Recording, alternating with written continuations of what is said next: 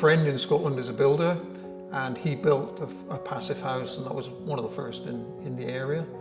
And I was just fascinated by the whole thing and what could be achieved for not a lot of additional cost. So we were originally hoping to build our own house, preferably a sustainable passive house.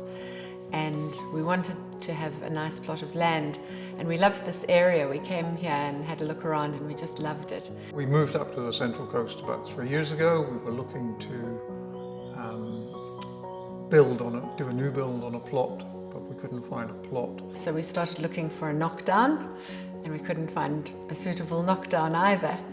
And when we saw this house, we just fell in love with it. It was a lovely setting. It just ticked all the boxes, except it wasn't a very warm house and it wasn't a knockdown.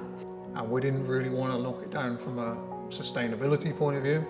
So it's, could we convert what was here into something that we really wanted to live in a sustainable way? If we'd started from scratch, if say we'd had this plot from scratch, I think we'd probably have located the house slightly differently, because it's not actually in the perfect position on the plot, which is a shame.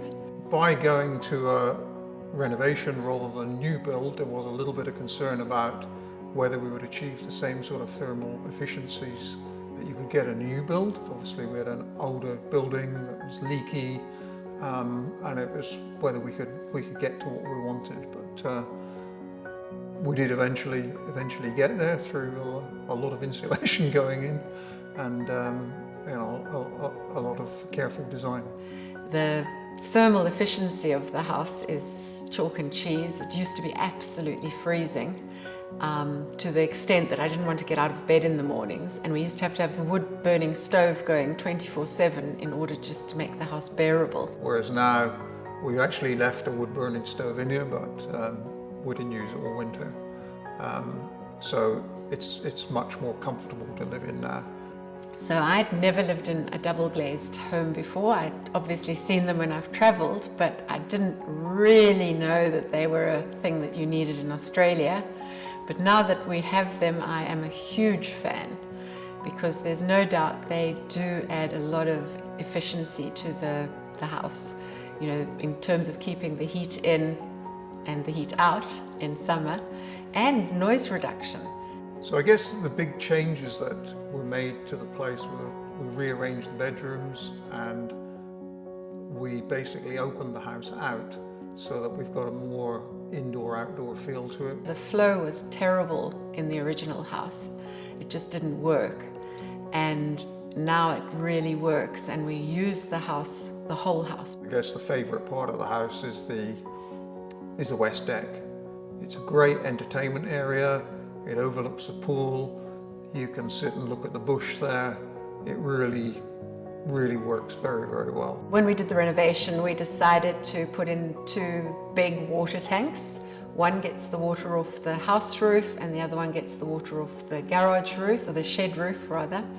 And they completely supply all our water needs for the pool, the spa, the garden, the toilets, and the laundry.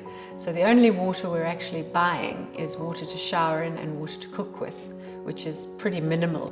And then in terms of power, we've installed solar panels and a Tesla battery, a Tesla Powerwall, which is again phenomenal. In summer, with pool, spa and electric vehicle, we are pretty much self-sufficient. We don't need power from the grid. In winter, unfortunately, because of the big trees shading us, we don't do quite so well.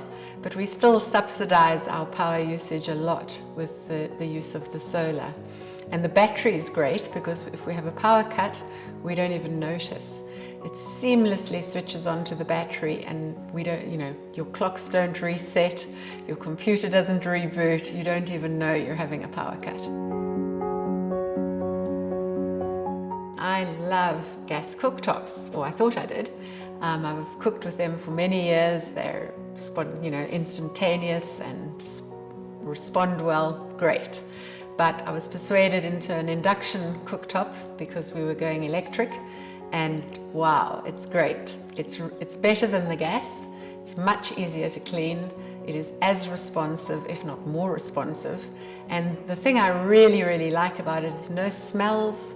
no danger. I don't have to worry about my kitchen cloth touching the flame anymore. It's just wonderful. And it doesn't heat up your house, so on hot summer days you can still cook. A few people have asked us why we didn't just crank up the electricity, because the amount of money we spent renovating the house is a lot of electricity. But first of all, I'm very climate conscious. I am very concerned about what we're doing to the planet, and I really, really wanted to live in a house that was energy efficient. I believe we should all be doing this. I believe that everybody should be taking care of the usage and not wasting electricity.